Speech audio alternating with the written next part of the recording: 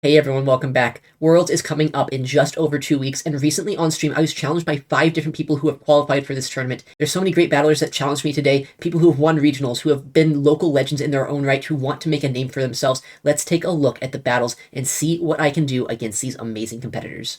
Now for these battles, I'm going to be using the team of Mandibuzz, Shadow Gligar, Annihilate, Shadow Quagsire, Skarmory, and Lantern, so a triple flyer lineup. I like this team a lot because it has a lot of flexibility, a lot of redundancies, but all the Pokemon with the similar typings all kind of pair well with each other, so these Pokemon do play out very well. I'm also using a Spark Lantern. It is a very interesting pick. It kind of shuts down all the Feraligatrs, all the water types in general. Obviously has less fast move pressure than the Water Gun Lantern, but it is a very solid team overall. Poto Man here is using the team of Azumarill, Cresselia, Mandibuzz, Skeleturge, Vigoroth, and then Shadow Whiscash. Overall, this team does look very solid. My biggest concerns going into this match, though, are Azu, Mandy, and Whiscash all together kind of lead for a very uncomfortable team, and to me, I don't know exactly what he's going to lead, but as long as I can strip shields here, my Skarmory looks very safe, and I also know that my Gligar and my Quagsire also look very strong as long as I can get them in the right spot. Let's take a look at this battle and see what we can do against this opponent. Alright, game number 1 against Poto Man. What are we going to see? It's the Gligar lead into the Mandibuzz. Obviously, our Lantern is our best answer to this, but I don't feel like Lantern is that safe of a Pokemon to bring into a Shadow Whiscash and a Cresselia team, so I'm kind of fine here with our Shadow Gligar. I'm going to try to do as much as I can here, chip it down with Wing Attacks and Aerial Aces, maybe take a shield in this matchup. If that is possible, then I'm going to be in a good spot with our Skarmory in the back, maybe farming this down, Brave Birding whatever's in the back, and hopefully Shadow Quagsire gets to avoid whatever bad matchups there might be. At this point, I know Shadow Quagsire is really safe as long as there is not a Cresselia in the back line, so if I can keep that off of our Quagsire, we're in a great spot, and in comes another Aerial Ace here. They have thrown a Dark Pulse. It puts us into range where the next one might knock us out. I might survive this on 1 HP, but I don't want to risk it. I know for a fact I want shields down, right? Either shields or switch advantage will be very nice for us this game. We end up throwing another Aerial Ace here. Are they going to shield, or are they going to let this go and be fine with shield advantage? Looks like the Mandy does actually end up shielding that move, and now I'm fine just letting my Gligar go. I know I can farm this down. If I get an energy lead with our Skarmory, we should have a lot of play with it in the backline, and in comes their Whiscash. They don't let us get that farm down. Very smart play by them, but I have my Shadow Quagsire for this, right? We can go for these Aqua Tails, start outpacing them to these moves, and since it's Shadow onto Shadow, I think these 2 Aqua Tails could knock them out here once we start shielding and getting some extra Mud Shot damage through. That is as long as we don't get Scald debuffed here. I'm going to no-shield this, and it's actually a Mud Bomb. Very smart play by our opponent. They're going to try to outpace us in 2 moves by going for these Mud Bombs rather than going for a Scald, and now I have to shield up the next attack. I know for a fact, though, Quagsire is so spammy, I can get up to back-to-back Aqua Tails here. They probably can't really shield their Whiscash at this point. If they do shield, that means I can throw another one already and just take them out. This shield would mean nothing for them, so they probably do let this go. And now what is their third Pokemon? It actually is that Cresselia. So this is a good spot. Obviously, our Quagsire doesn't really want to see this, but Quagsire has put in a lot of work this game, and Skarmory in the back is in a great position to absorb all of the energy and make it so that we have a lot of play in the backline with our Skarm. You can also try to make a cheeky catch here, make it so I can catch a Grass Knot with our Skarmory. I know there's no move that this thing could have that would be really bad for us to catch here, so I might as well just go for a catch if I can. We have almost an Aqua Tail loaded, and now I have so much play with my Skarmory. I can build up energy here. They do have a shield, right? That is one thing we need to keep in mind, so that maybe means that catch, saving that Aqua Tail, or almost the Aqua Tail that I have, could actually be a little bit useful in the back. At this point, stripping them down with fast moves, keeping up a little bit of energy is going to be pretty nice here, because I want to make sure that I can throw a Sky Attack if that Mandibuzz comes back in. We're almost at 100 energy I had to throw, and it was on a CMP. Do they want to shield this? They actually let it go. It makes sense. They don't really want to shield a move at that point where they're in a very losing matchup, and now we can farm this down, and we can take the game here. We obviously had an Aqua Tail loaded as well. GG's to them. Alright, so that matchup played out very similarly to how I really wanted it to, right? Gligar avoided the Azu, Quagsire avoided the Cresselia, and Skarmory had a lot of play just overall that game. No Skeleturge was brought. Maybe they want to bring it next game, but I think the 3 Pokemon I brought were very solid. Maybe I need to bring them again, maybe a different order. We'll just have to see what Poto Man wants to do to adjust for game number 2. Alright, game number 2 against Poto Man. How is he going to adjust here? The Vigoroth in the lead against our Shadow Quagsire. Obviously, Annihilate would have been the best lead to see for us this game, but we are not going to risk that against a Mandibuzz team comp. Instead, we are going to come in with our Quagsire, hopefully chip this down as much as possible, and set up either our Skarmory or our Gligar as a Pokemon that can do a lot of work in the backline. We get the first Aqua Tail off, they land the Body Slam. It does a lot, but I am not quite yet in counter down range. I know I can land this next move and probably force them to throw a second Body Slam if they want to knock us out before we're able to get the third Aqua Tail off. This next one does come through here. They are going to throw the Body Slam right on CMP, I'm almost certain, against our Aqua Tail here. Very good counting by them. They get the move right before we get ours, and they're pretty low at this point. Now I know I can get a nice farm down with Gligar. Hopefully, as long as it's not the Azu in the back, Gligar should have a lot of play. If it's anything else, then it could be a little bit awkward. We'll have to see. What is the backline? Is it Azu, or is it something that we have play into? Looks like they bring in a Mandibuzz. That's making me think it's probably Vigoroth than Whiscash Mandibuzz in the back. If that is the case, saving my Gligar, making it so they have to throw a Scald against us to knock us out, I think is going to be a very good thing. We throw the first air release. We're chipping it down quite a bit. Even though they are very bulky, these air releases are going to chip them down pretty low. This is like the second time we've seen this matchup against Poto Man. It does take a bit of time to play out, but I know Gligar, it's going to be able to outpace these moves eventually, absorb these Dark Pulses, survive at least one of these moves, and make it so maybe we can get shields down, so if there is a Whiscash in the back, it's not going to be quite as uncomfortable to deal with. I also know at this point, though, I'm well outside of range where they can Mud Bomb us if they do have that Whiscash. In comes that cast, as we were talking about. That is going to be an interesting Pokemon to try to overcome here in the endgame. They have their Scald now. They can't throw Mud Bomb. If they do and we no-shield it, we survive that, and they have to throw yet another move, so I'm almost certain this is going to be a Scald. I hope we don't get debuffed. A debuff would be pretty bad to see here, but if we survive, if we don't get debuffed, then we're in a very good spot. We don't see the debuff come through, and now we have the double air release. Gligar into Whiscash is very CMP dependent, or attack dependent on the CMP. Whoever has the higher attack set here can actually win this. It looks like his Whiscash does have a little bit more attack than my Gligar does, meaning they can get this move off and make it so I don't take that final shield of theirs. If I could take that final shield, I know I get the farm down here. I could Sky Attack that Mandy and just win the game, but since I don't get that move off, they still have the shield remaining. They can get a Scald off here, hopefully no debuff, but even if they do, I know I still need to land a move against that Mandy to knock it out, and in comes that Mandibuzz. Can I get to 2 Sky Attacks before they get to a Dark Pulse plus an Air Release? We get the first move off. It's going to do a lot of damage if they let it go. We end up almost getting to the next move here, but they are actually going to throw the Dark Pulse. I know Skarmory is very bulky. I survived this. Just barely. We can get to that next move and hopefully knock them out before an ace is reached. Now we're going to have to race down that Shadow Whiscash. If Whiscash can get to a Mud Bomb before we're able to farm them down, they will take the game. What can we do here? We're going for the Steel Wings, and we barely knocked them out at the last second. GG's, Poto. A very close 2-0 victory for me. Even though it was 2-0, it wasn't without struggles that game. It was a very close endgame matchup there, especially game 2 almost came down to a 1-turn difference. GG's to Poto Man, and good luck at Worlds this year. Our next opponent here is going to be Mikey Morgs, an Australian battler, a fantastic person, and someone with a very interesting team. Here is the Azu once again with a Shadow Quagsire, Cresselia, Vigoroth, Lickitung, and then Shadow Gligar. So double Shadow lineup, double normal as well, double water, a lot of doubled up typings here. This time, since the Mud Boy on the opposing team is a Shadow Quagsire, I know that my Lantern does have a little bit more play into it, and I know that the Azu plus Mud Boy pairing is very strong into me in general, so I am expecting to see a lot of those Pokemon quite often against me, so we'll see what they want to do. I also have my Annihilate, so it might scare off their normal types, but we'll see how bold of a prediction that Mikey Morgs is going to make this game. So let's see what game 1 is going to have in store for us. All right, game 1 against Mikey Morgs. What is he going to bring? It is the Azu in the lead. Very bad for us, not only because Annihilate is here, but because we have Mandibuzz in the back line. This is really bad for us because we are ABA weak to Azu, but with that said, Annihilate does have play even in some of its worst matchups. If I stay in here, if I start drawing shields and making it so this Azu is going to have to start expending a lot of energy and start using resources in this matchup, I might be able to make it so our Mandibuzz in the back line is not going to be quite as worried about what this Azu can do. Ice Beam comes through, good bait by them, but what can we do with our Annihilate? We're going to try to get to another Shadow Ball. They throw the next Ice Beam before we get our move. I know this is just a beam, but I also know Annihilate might have more play in the backline, so we're going to shield this up and try our best to go for another move here to get a shield from the Azu. We're going for the Night Slash. Obviously, this won't knock out if they no shield, but I'm hoping that they end up shielding this up, but they don't. They call it. Very nice call by them. We're going for another Night Slash. At this point, they kind of have to shield or else I counter them down. What are they going to do? They end up shielding it. That's really nice. We get the boost, but we also make a catch because at that point, I knew they were at the move. I want to keep my Annihilate around, and an Ice Beam is going to do almost nothing to our Skarmory here. What answer do they have? Obviously, a Lickitung comes in. Looking at Mikey's team, he has very little answers to this Skarmory. Maybe that Vigoroth, maybe a Shadow Quagsire would be a better answer here,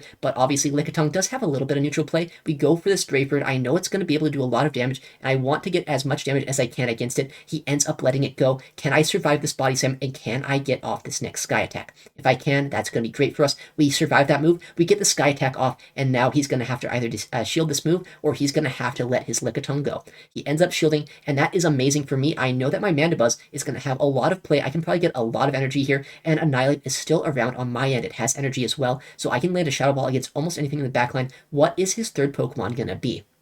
We do let him get to another move there. I want to have energy on my Mandibuzz for the backline in case it's like a Quagsire or something in the back that I need to have some energy for, and we can swap into our Ape, farm him all the way down, and now we almost have a Shadow Ball loaded here. What is their third Pokemon?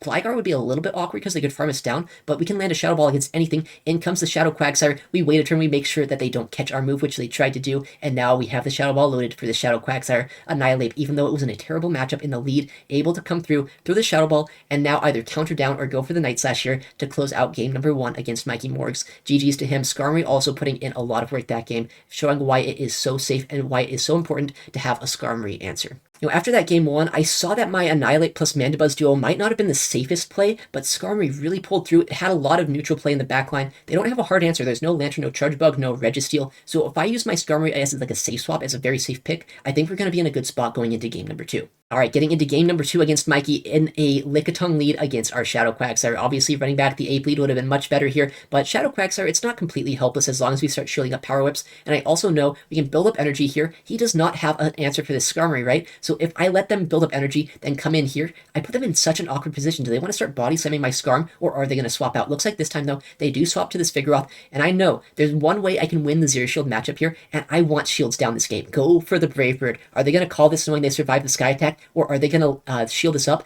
They let it go. Skarmory lands the Brave Bird. Fantastic news for us. Skarmory is still around. Do they come in with that Lickitung? If they do, if they can't knock us out with Body Slam, then we get another move off. But in comes the Azu, which is even better. Now we know their entire lineup. I know I need my Quagsire against this. I can have my Mandibuzz against that Lickitung. And Skarmory getting to yet another move. Can I get to a third here? We get to it at the last second. Skarmory getting to another Brave Bird. It's going to do so much damage to this Azu. Basically put them into the yellow health here, into range where even an Aerial Ace or two would knock them out from our Mandibuzz. We have the Stone Edge loaded. I know at this point this game is over. I have this Stone Edge. It can knock out this Azu. They end up shielding that. They have a move here, so I'm going to shield it just, out of respect, just in case it is a Power Whip. It's probably a bait, but no, they do go for it there. So good thing I did shield that move up, build back up a little bit of energy, and swap into my Mandibuzz. At this point, I know Mandy is going to be able to absorb all of the energy here, make it so this Licky is basically useless, and now as long as I get enough damage against this, or even knock it out with my Mandy, our Quagsire should be able to close out the backline against that Azu.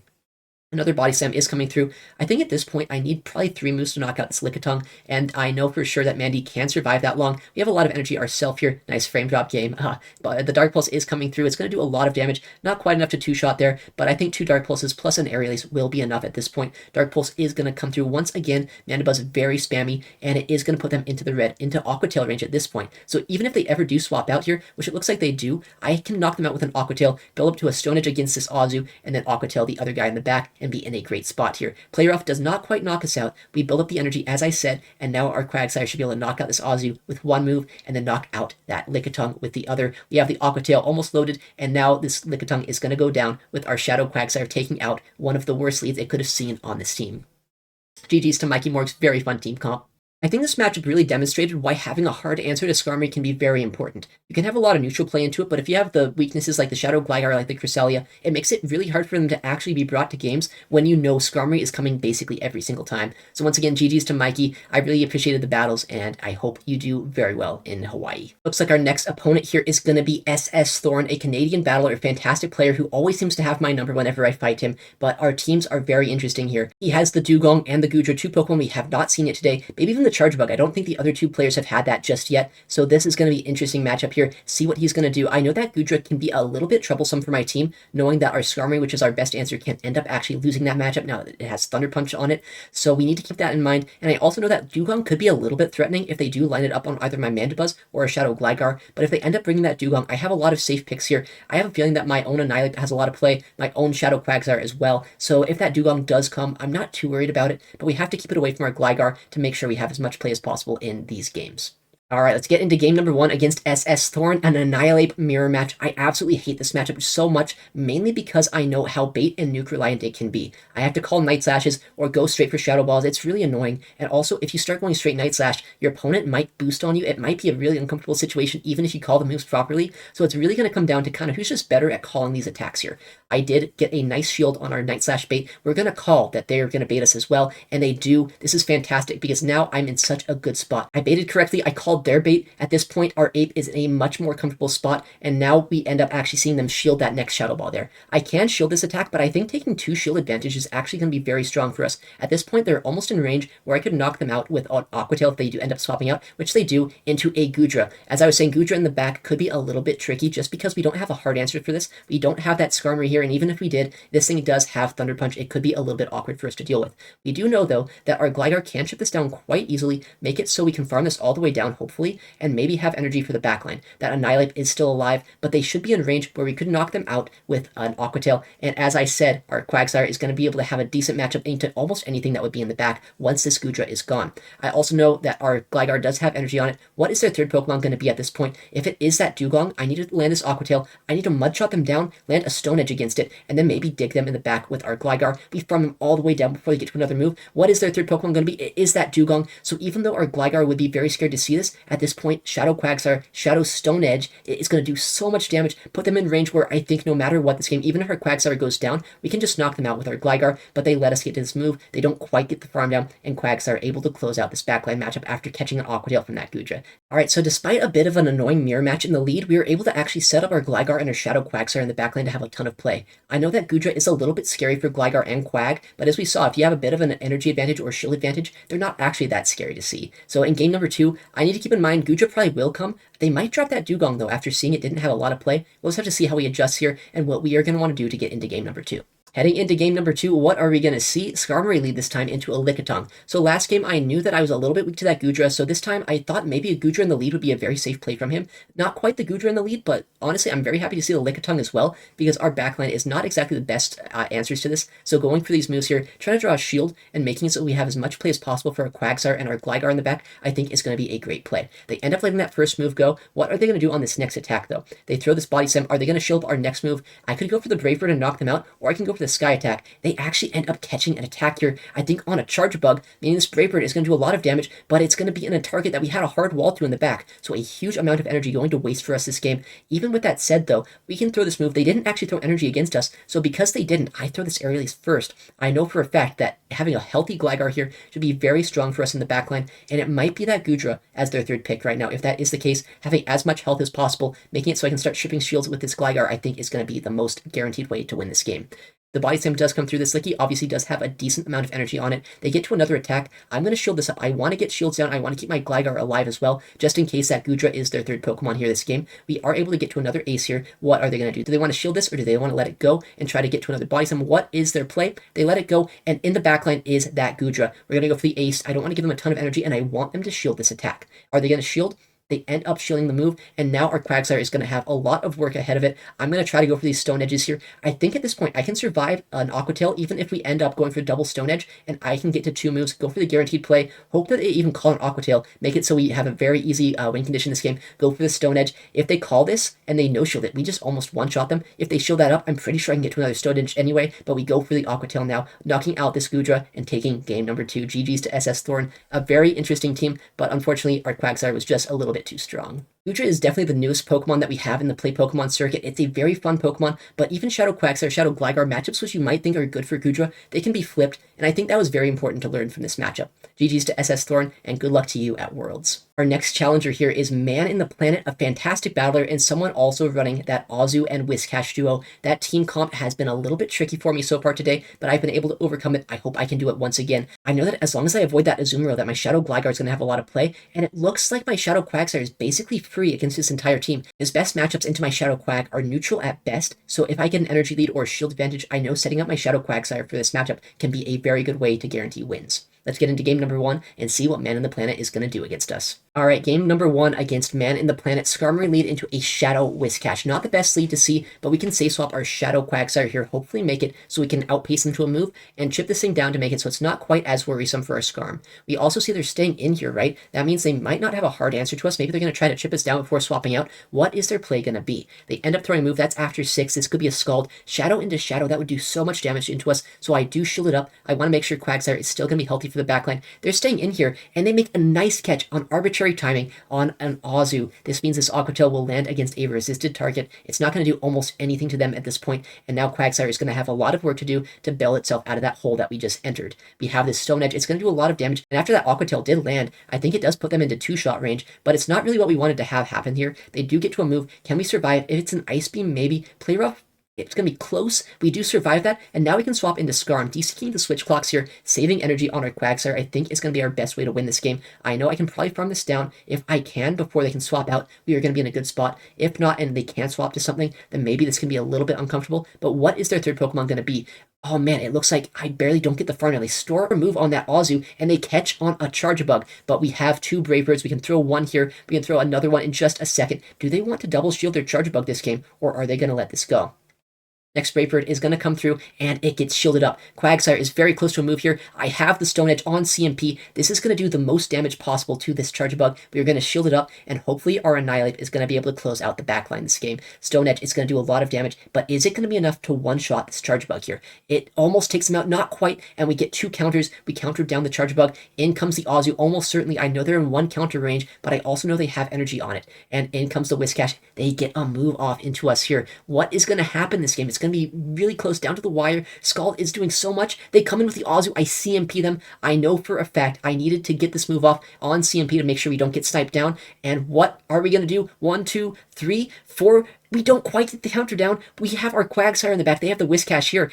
Can I get the knockout before they knock us out here? They end up getting 2 Mudshots, and we get the Simul KO in game number 1, getting a tie. All right, this might be a bit annoying that we didn't win it, but we didn't lose it, right? We got a lot of critical info that game. We know what he wants to use. Shadow Whiscash put in a lot of work, and honestly, after a pretty bad lead and a pretty bad swap situation, I'll take a tie. So going into game number 2, playing into my safe Pokemon, my Shadow Quagsire, it was such a strong pick, so I need to keep using that, and I think if I can adjust, if I can call the lead a little bit better, we might be in a better spot. All right, game number 2 against Man on the Planet. We're both still 0-0. Annihilate bleed into the Lickitung. We both still need 2 wins to take the series. What are we going to see this game? They actually instantly swap out. Even though Lickitung into Ape isn't that bad, they obviously don't want to stay in that matchup and give me a huge amount of energy or the ability to start boosting on them. Quagsire is able to answer this Charjabug. What are they going to want to do with our moves here? I can go for the Aqua Tail bait. I can go for the Stone Edge. This time I am trying to bait them, see if I can get a shield and start outpacing them to these Stone Edges. They shield up that attack. That's amazing to see. And now we have the Stone Edge, though I know that I lose that CMP, so I don't want to throw it quite yet. I want to build up a little bit of extra energy and make them start to think, do they want to start shielding again? If they double shield their Charjabug, we're in a good spot. If they no shield this, we're in an even better spot here because our Quagsire is still very healthy. They end up shielding that. I know at this point I can shield, I can get to the Stone Edge, and I can be in a very good position as long as they don't catch our Stone Edge on something else in the backline. What is their third Pokemon going to be as well? That is always the question we have to ask ourselves, and in comes that Licky. They don't quite let us play out that matchup, but I know Quagsire has a lot of energy. That Charjabug, though, if it can get a move, they can win CMP against our Quagsire and make it a little bit uncomfortable for us. So if they play this game properly, this could be a little bit uncomfortable in the back. They get a Power Whip here. It's going to do a lot of damage, but luckily we can survive that. We can get another Night Slash off. These counters are ripping through this Lickitung's health. Our charge moves aren't doing that much, but they are chipping it down into a range where we probably can punch this down here. It's going to be close. Licks or counters. Counters barely coming through here, knocking out this Lickitung. What is going to come in now? We see their third Pokemon is actually going to be that Gligar. We don't have Water Gun on our Lantern, but what we do have is Spark. I know, though, I can get to these 2 Aqua Tails, and I think at this point I can be in a great spot as long as we knock out this Gligar and make it so that Charjabug still has to throw energy against our Quagsire.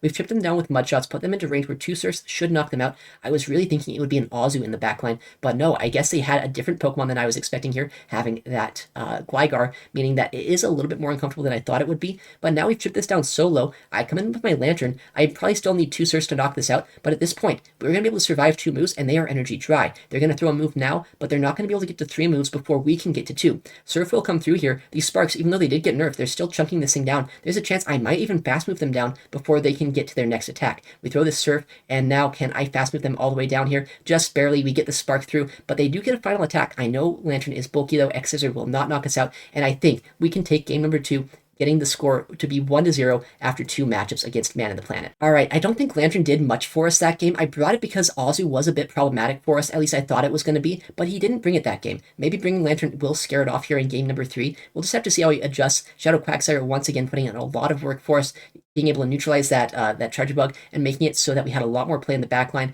and the Annihilate in the lead was a much better matchup than we had in game number 1. Adjusting for game number 3, it's going to be very interesting. We'll have to see what he's going to do. What am I going to do? Let's take a look. All right, next matchup here, we're going to have the Shadow Quagsire lead into the Vigoroth. Very neutral matchup, but honestly, this is so uncomfortable for us, mainly because I have that Annihilate in the back. You have to imagine, if you have a Vigoroth lead, there is almost certainly going to be a Gligar in the back, maybe an Azu. basically anything that's going to hard answer our Annihilate. I also know I can't really win this matchup, right? We saw this in, I think, against our first opponent of the day. Quagsire, it has a lot of play here, but not enough to make it so we can actually guarantee switch advantage without going down shields. I'm going to catch a body slam here. I feel like this is the most useful play I can make with my Annihilate. If there is a Gligar in the back, I have my Skarmory. I can probably absorb energy there. If it's not, then Annihilate will still have some sort of play, throwing these Shadow Balls and maybe giving us enough of an advantage to win the backline. If there is a Charge Bug as their third pick, it will be uncomfortable for our Skarmory, but if it's anything else, we have a lot of play with our Skarm in the back, plus how much energy that we have left over on our Quagsire. Maybe we can still win this game. We no-shield this move. If it's an Ice Beam, we survive. They go for the Ice Beam. Can we get the Shadow Ball off before we get bubbled down? Just barely. At the last second, we get this move, and although this won't knock out, it chips him down so low, it's either in Fast Move farm down range for our Skarmory or Stone Edge range for our Quagsire. What play is going to be better here? I feel like just absorbing energy on our Skarm is going to be better, because I know that if I have to start shielding my Quagsire, maybe they are going to be able to start just bubbling us down, putting us very low. So coming in with my Skarmory here, absorbing the energy, and trying to get a farm down, I think is going to make it very uncomfortable, even if it is a Charge Bug in the back for our opponent. Shielding up the Ice Beam, we want to start shielding something in this game, even though that is an Ice Beam from an Azu. I feel like that is still the proper play, and the third Pokemon is a Shadow Whiscash. I have energy left over on our Quagsire. I can swap out to clear a debuff, or I can just go for the double Brave Bird here. Basically knock them out at this point, put them into fast move farm down range, or in range where I can combo play them with my Aqua Tail, knock out this Whiscash, take all of their energy, and now I think we have secured the game. Our Skarmory is still alive, we have a shield, we have energy on our Quagsire. I think at this point there's not much our opponent can do. In comes that Vigoroth, we get the Aqua Tail off before we get countered down. This is going to put them into Steel Wing down range as well, making it so I think at this point our Skarm can sweep the backline here. We almost shot them down, not quite. We can survive a move here. A Rock Slide is not going to knock us out, and that Azu is in one Steel Wing range. We can just farm everything down this game and take the matchup in game number 3 against Man the Planet, and we can Stealing down the Azu. GG's to our opponent. Obviously a very close matchup there. Skarm just barely able to get to those double Brave Birds, but once again, using my safe Pokemon, my Shadow Quagsire, which I saw was one of my most neutral picks, and using it as a way to get some sort of advantage that game, using my Annihilate as well as a pick that was able to absorb something, even though it wasn't against the Vigoroth, it was able to catch a Body Slam, make it so that Azu had to start, using shields, using energy against me, and I was able to set up my backline for my Skarm plus my Shadow Quagsire in the back. GG's for our opponent there, and let's see what we have for our final match of the day. Our final opponent is none other than Inadequance. He is a Play Pokemon caster, a regional champion, someone who has been in the Play Pokemon circuit since the very beginning. I've actually fought him once in the official Play Pokemon setting at NAIC in 2022, barely able to take him out there, and now we are getting the rematch that we've all been waiting for. He has a very interesting team, the Lickitung, Guzzlord, Deoxys Defense, Shadow Quagsire, Wigglytuff, and Skeleturge, so a much different team than anything else we've seen today, and a lot of core breakers that could be a little bit tricky for us to deal with.